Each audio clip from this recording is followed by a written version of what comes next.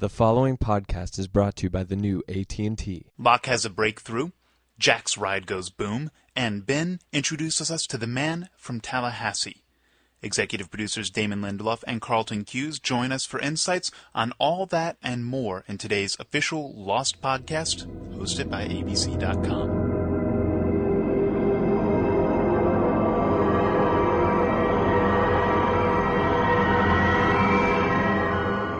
Welcome back to the podcast. As we just mentioned, executive producers Damon Lindelof and Carlton Cuse will again be joining us to take your fan questions and rehash last week's episode, The Man from Tallahassee. Of course, they'll also be looking forward to this week's episode, Expose, which airs on Wednesday, March 28th from 10 to 11 p.m. on ABC and is available the next day at abc.com. First up, though, we're joined again by actors Jorge Garcia and Josh Holloway, who lately seem to be having all the fun on the island. Riding in cars with boys, playing ping pong on the beach, and coming up this week solving a mystery. So we sat down with these two intrepid adventurers to talk about ping pong and find out once and for all who is really the better player.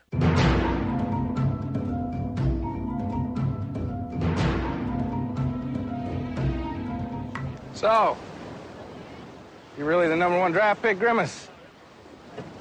Yep. Are we playing with the mercy rule? Mercy rule? Yeah, like if I'm up 11-0, then I, automatically win. You're gonna go up 11-0. No, I mean, neither one of us. Sure. We can have a mercy rule. What's so funny about that is I am the biggest, personally, heckler in the world when it comes to playing ping pong or anything, and I'm a good ping pong player. No one has beat me yet. So to play that role, I was being myself, being cocky, like, come on, what? You want a mercy rule? It was hilarious, and then he kills me. So Josh is a pretty good ping pong player, and he's also a good trash talker, too. It's not like we didn't really do an organized tournament, but the people who were on set that day, Josh actually might be able to beat. I actually bought a table because I heard it was coming, and they said, Stephen Williams asked me if I played ping pong. And I was like, I think I can play ping pong. I was like, I don't have to be good at it, do I? And he's like, oh yeah, you have to be the best at it. So I was like, okay, I'll get a table. But, there's ways to make yourself look really good on TV, too. Sorry I beat you so bad, dude. Sorry you hustled me, you mean? My mom had a table in her basement. And I played a lot at this place I hung out for a while. I got kind of good. Well, hooray for you. Doesn't look like that last slam caused any long-term damage to your forehead. And you got 3 points, which is better than 0. Something you want. Your character is lost in poker, and anytime he plays any of the other characters in games, he loses. He just loses. Yeah, even though he believes fully that he's got him, It's like, and it's with the gun thing, too. I mean, he's the slowest draw in the world. I mean, it's like every time I reach for my gun, I get hit. Why don't he just have it out? It's, you'd think he'd learn, but he doesn't learn from his mistakes. He continues to make them. It's fun to watch Sawyer be his worst enemy. So it's funny, comedy, good stuff. Of course, as we learned last week, the inspiration for the ping pong story came from the writer's own ping pong table. To find out exactly what they're drawing inspiration from this week, we once again turn it over to executive producers Damon Lindelof and Carlton Cuse. Well, hello, Damon. Hi, Carlton. Here we are, another podcast. Fantastic. Oh, God. So exciting.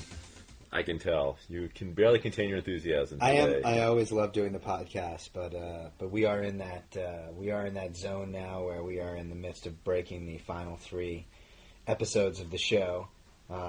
Episodes 21 and 22. Obviously, 22 will be a 2-hour season finale. So just a little sleepy, Carlton. Yes, it's a lot of work in the next 8 weeks. It's hard to believe that within the next 8 weeks, all of season 3 will be finished and aired. It's kind of astonishing. If you actually knew how much we had left to do, you would understand the kind of subtextual anxiety, perhaps, that is existing this morning. Can you take a pill for subtextual anxiety? You can take pretty much every pill that the American pharmaceutical industry makes for subtextual anxiety. It just sounds like one of those things do you have subtextual anxiety? Yes. You do. Yeah, Try exactly. Angle. Yeah. Anglefall. Anglefall was good. Anglefall. Hey, speaking of falling, how about that episode last night? Wow, it was awesome. I was watching it with my wife and daughter who had not seen it, and I was watching. I'm not talking about American Idol. I'm talking about Lost. No, I was talking about Lost, too. Carlton actually voted for Sanjaya, just so everyone knows. I will not admit that. You will not deny it. I won't deny it either. And so I got to watch the reaction when Locke went out the window and their kind of big open mouth, gaping expressions, which was fun. It was like, oh my God. And thank God Terry only needed one take to do that for all of us. I know. He's a real pro. And then my daughter turned to me and said, you can't survive falling 8 floors out of a building. And I said, well, if you're John Locke, you can. Not just that, but we were having this debate about how many stories would make it ridiculous. And how many stories could make it believable. And sort of in the midst of that argument, somebody brought in this article about this guy who, fell out of a plane or something. Yeah, he fell out of, a hotel in, Toronto or something. They were horsing around, and with some buddies, and they crashed out the window, and he fell, 15 floors. But there was an awning. But he did survive. He fell a long way. And that should remind you, kids, that's what happens when you're horsing around. Don't horse around in hallways during fraternity parties or anything else. Weddings. Or sorority parties. Anything. Okay. Now that's kind of our safety announcement for today. Let's get on to talk a little bit more about the man from Tallahassee. And today I'm going to try to make the questions that Chris has prepared sound very conversationally. As if you were not reading them.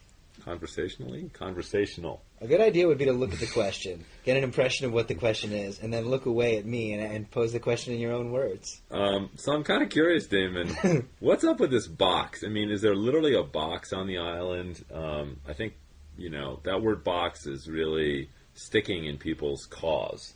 Well, I think that... if people had a caw. I think that Ben quite clearly says, let me put this into terms that you can understand, John, which in knowing that they have some sort of file on Locke, and they refer to having knowledge of the fact that he worked in a box company, that maybe this is just some sort of metaphor that Ben is using to explain whatever this box construct is on the island. Because I think it would be sort of silly to walk to the middle of the island and there's kind of a big, large refrigerator box sitting there, and Kate's horse comes tromping out, and Saeed's little cat, and Jack's dad, and, I don't know, that would be kind of the worst idea in the history of ideas. Yeah, besides, the best box idea was done in that show Prophet, where there was the naked guy sleeping in the box. Oh, yeah, that's right. That was Adrian Pasdar, now on television's hit show Heroes.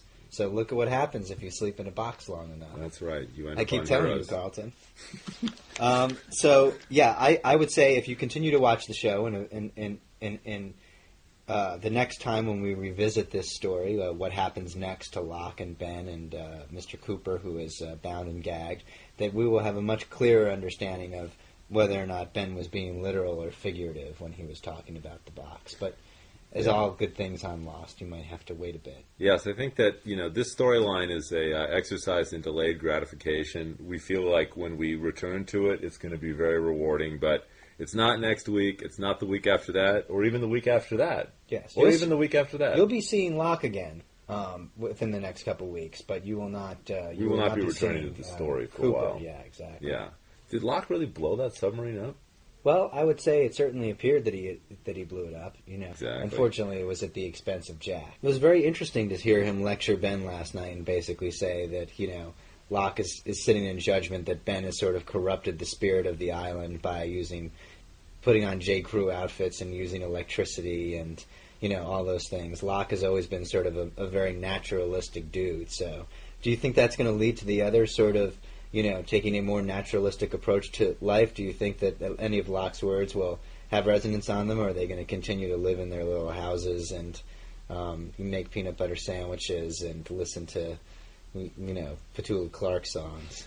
That sounds, the way you pitched that question is kind of loaded, Damon. But I think it would be fair to say that that Locke's attitude about the island and his attitude about Ben's sort of seeming disregard for the island will definitely come back into play, and that the others are not going to be completely and fully encamped in that place maybe for the entire season. Interesting. Wow. Yeah. I can't wait to see what happens next. Yeah, that's going to be good. I mean, speaking of which, Yeah. I'm really interested in Rousseau. Now, we saw last night she's checking Alex out from afar.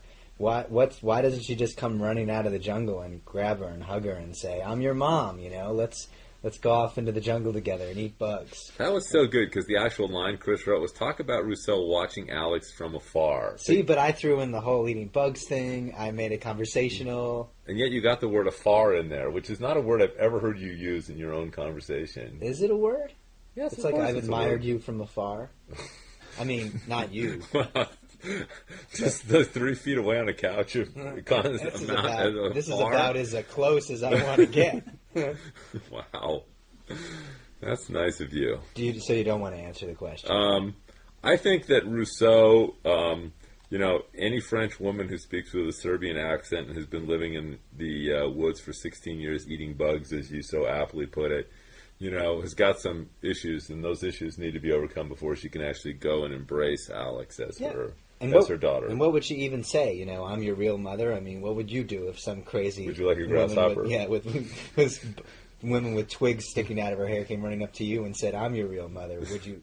That happened yesterday. Would you care for a cricket? That was your real mother, though. Strangely enough. I know, but I love my mother. But you've got to get her she's back. She's got to get the twigs out of her hair. She has some textual anxiety disorder, so that's what happens when she goes out for meds.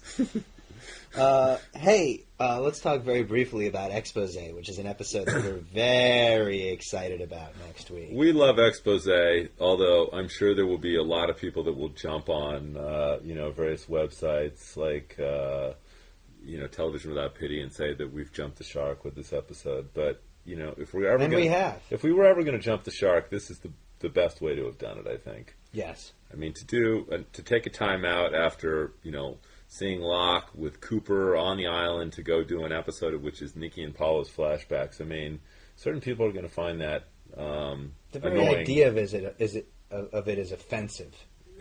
How dare we? And yet, I think it will satisfy those people who are like, who the hell are Nikki and Paolo? Why are they even on this show? You mean like Sawyer? Yeah, exactly. Like Sawyer, exactly. And I actually think Rodrigo, who many of you have probably seen in the interim in the 300. Just 300. There's no "the" in front of it, I don't think. I think it is the 300. No, it's 300. Is it? Can we have a ruling? It's 300. 300. Okay. Ding, ding, ding, ding, Sorry. 300. Yes. Apologies. That's Rodrigo.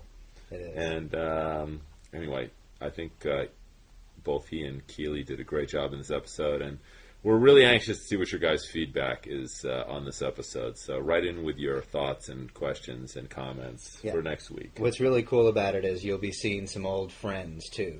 One of the things about Nikki and Paolo is we're going to be doing their flashbacks, but their flashbacks don't take place mostly on the island. In fact, only a couple of them take place in Australia before they came to the island. But you'll be seeing, some friends, some of our dearly departed friends.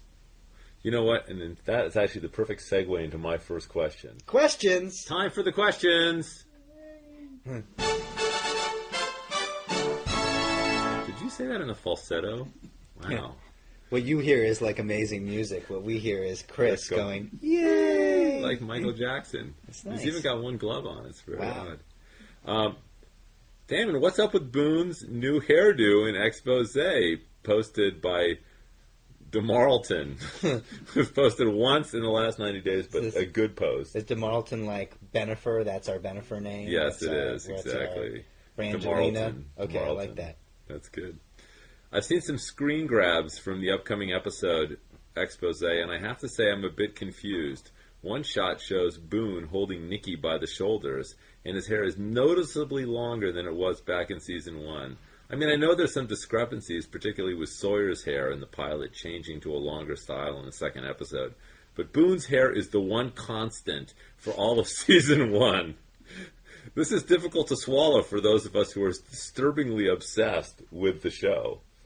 I think that's pretty much the operative phrase. I'm not really sure there's an answer to that question, other than It's not you're really going to a be one of question, the it's people just a who statement. really hates expose. Yeah. I mean, if you hate Boone's hair in its abnormal form, then you'll hate expose. Yes, that constant has now become a variable, and there's nothing we can do about it. We ourselves were not that happy with Ian's hair in the episode. Well, Ian himself was fantastic, but the hair... We had to get a wig, because the reality is Ian Somerhalder is a working actor and is enormously gracious, considering he is a character that we have killed off the show every time we have ever asked him to come back and visit us again in a flashback. He has been, on a plane on his way to Hawaii, always happy to rejoin the family. He's a classy guy and an enormously talented actor, but the one thing we're not going to ask him to do is to cut his hair for 2 days of work. No, we just asked him to wear an otter pelt instead. That's right. No, we're just going to stick this squirrel carcass on your head, and so he's an enormously good sport. But the reality is sometimes the wigs on the show, the most egregious wig is still Jack's mullet in the season premiere of season 2, when he is telling Sarah that she's never going to walk again. I just can't keep my eyes off of this. That was like Will Ferrell hair. It was bad news. No, it was, but look, the important thing is the acting underneath that hair is first rate. And I think you will really enjoy seeing Boone. And it was really fun for us to actually have Boone and Shannon reemerge in the stories. It's always fun to have them back on the show, and Maggie and Ian are awesome. So I guess I get to ask a question now. My connection with Carlton by Birthday Buddy 322. Wow. What an interesting name. One post in the last 90 days. Hey, Carlton, imagine my surprise when I learned that you and I share a birthday. Oh my gosh, Carlton, is it your birthday today? It is, Damon. Thank you. Non-approved, clearable birthday song to you. Non-approved, clearable birthday song to you. Birthday, Carlton, birthday. Literally, I wanted to sing you happy birthday, but we were informed by the ABC lawyers that we would have to pay a fee. So we have to make up our own birthday So I just wrote that song on the spot for you. That is fantastic, and I really appreciate it. Well, let me now get to Birthday Buddy 322's actual question. Who, by the way, mentions that you have supplanted William Shatner as their number one. I guess it's his birthday today as well. It is. For my entire life, I've always lived with people on the radio saying, hey, it's William Shatner's birthday today. I share a birthday with Barbara Streisand. Well, see, that's better. I missed Hitler's birthday by one day.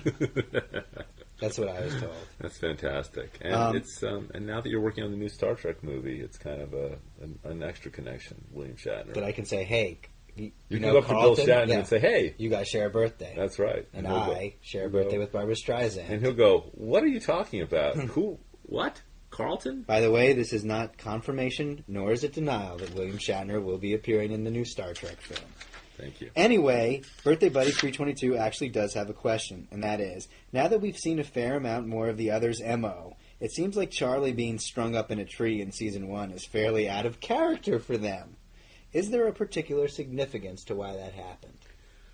I think that you may think it's out of character now, but by the time the finale rolls around, you will not think that it's out of character. The others are a lot badder than maybe you might think that they are.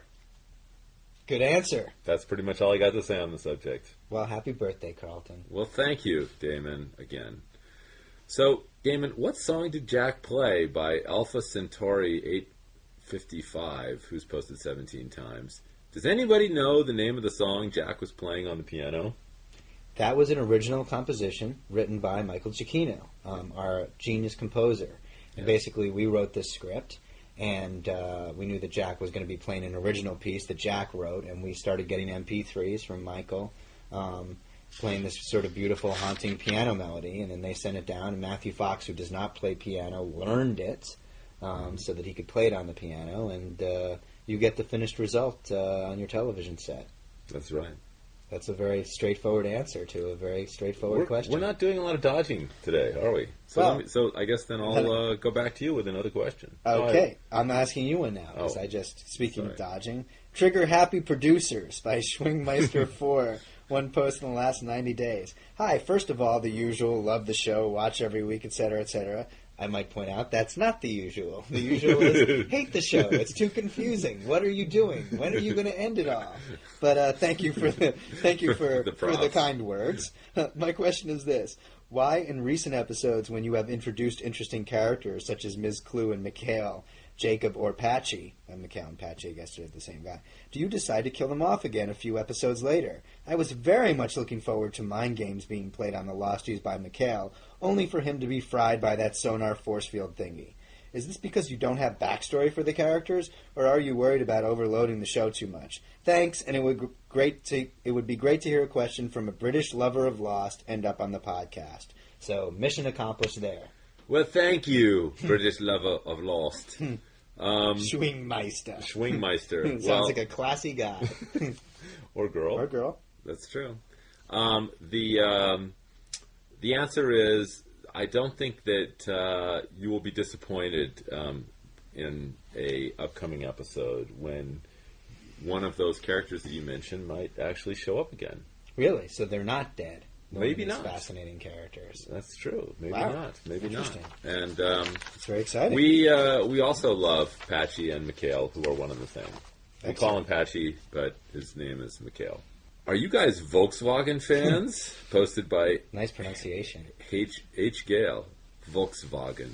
Are we going to see the Volkswagen bus again anytime soon? I've noticed you've used two now, with Locke's bug and the bus we found in the jungle. I'm a big Volkswagen fan, and an even bigger Lost fan, and I just love the two merging. And I can't imagine finding a vehicle like that and then leaving it, you know? Thanks, Henry Gale. Well, Henry, I think you'll be seeing the bus again, and I think we're just going to kind of leave it at that. But it would be interesting, you know, if the bus itself had a flashback of sorts, and we understood how it came to be resting in the jungle there. I'm going to even make a bolder and audacious revelation right now, which is that you will see yet another Volkswagen product before the end of the season on the island. Unbelievable. I hope that... We're in answer mode today, ladies and gentlemen. Okay. All right. Wow. My final question for you, Carlton. Alcatraz Island in Season 1 by Chewy837. One post the last 90 days. I just started listening to your podcast, and they have single-handedly saved me from confusion and disappointment during Season 3. Again, normally we hear the opposite.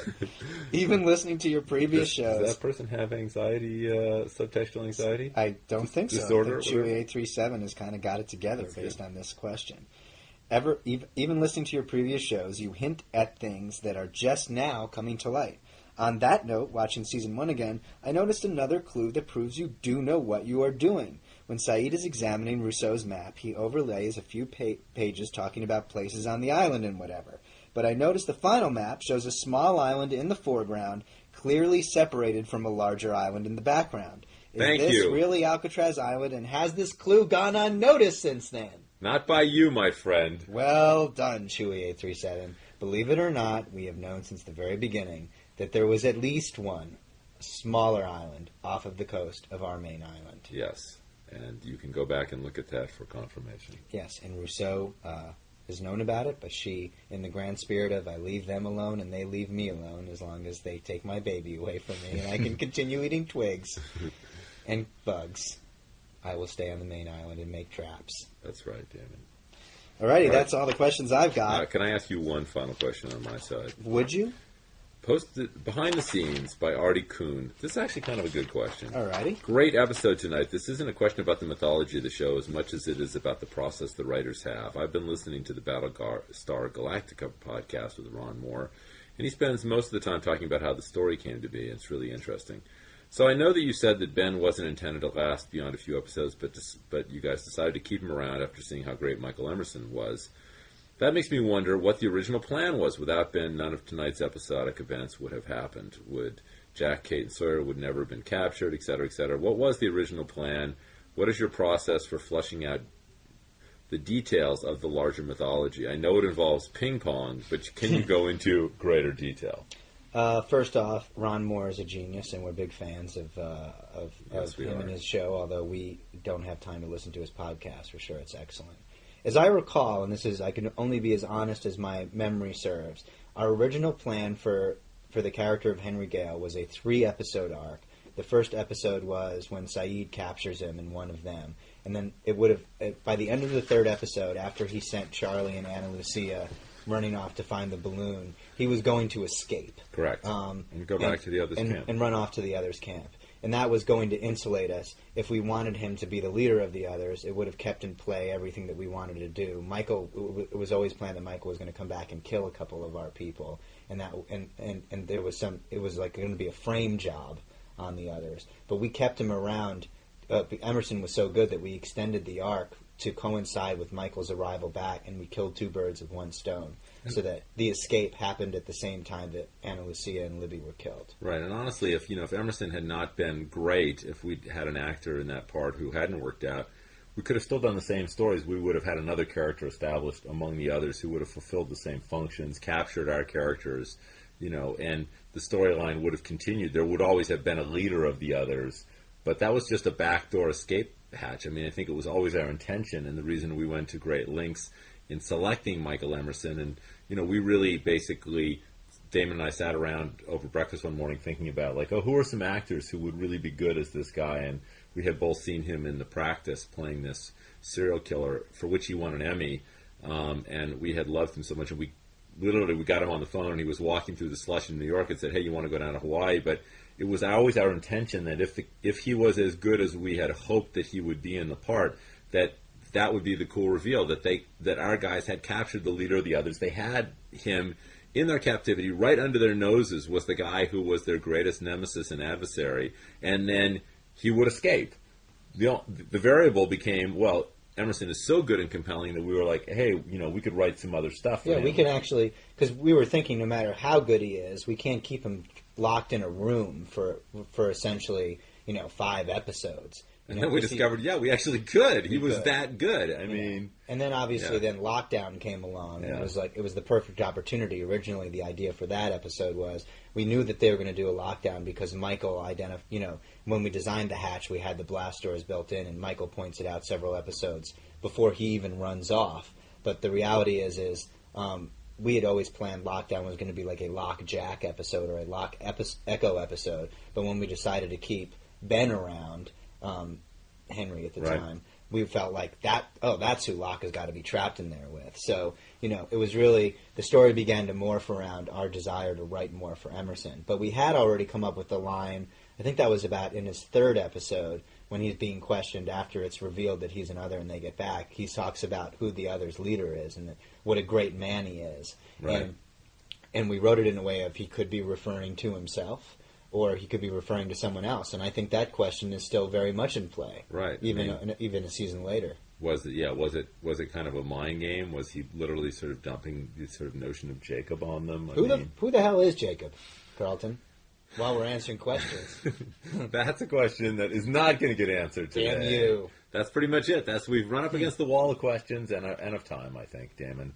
All right, Carlton. Well, happy birthday to you. Thank you. Oh, next week, special guests, Eddie Kitsis and Adam Horowitz, the writers of Expose. And many other Quality Lost episodes, including the Hurley episode this year. Dave last year. Eddie and Adam are fantastic writers and are really important and integral part of the creative process of the show. Very funny. We felt like it'd be good for you guys to meet them out there. I think they'll probably be sitting in for me, so you guys will have a lovely time together. I'll be a little jealous, but maybe absence makes the heart grow fonder. My biggest fear is that all the response will be, what do you need Damon for? No, that won't be the response. But honestly, what happened, the subtextual issue here is that Eddie and Adam were very anxious about coming on the podcast with Damon not wearing his pants. And that was kind of the deal breaker. So we're at an impasse. It's either Eddie and Adam or Damon has to put his pants on. Do you have to be so negative? Do you have to say I'm not wearing any pants? Can we just phrase it as I've chosen to wear no pants? Or This is a lifestyle decision, Carlton, and just because it's your birthday doesn't mean that you have any right. You're right, and I apologize for that. And you sit there in your sombrero, and you look down your nose at me. You shake your maracas, and you tell me that you don't like the way I dress. Well, sir, I'm not thrilled about the way that you dress either. Do you think those students for Tufts are really listening to this for credit still? If they want to pass their class, they better. All right, guys. Right, that's it. Adios. Adios, Damon, muchacho. Muchacho. Bye-bye. Bye. That about wraps up this podcast. Join us again next week for commentary and insight from two more of our writers, Eddie Kitsis and Adam Horowitz.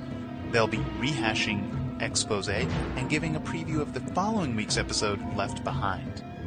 Expose airs Wednesday, March 28th from 10 to 11 p.m. on ABC and the next day at abc.com.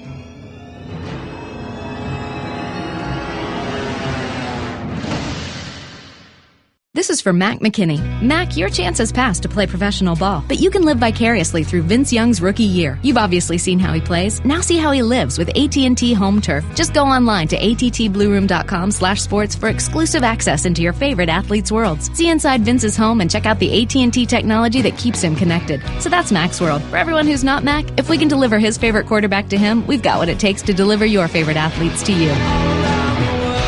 The new AT&T. Your world, delivered.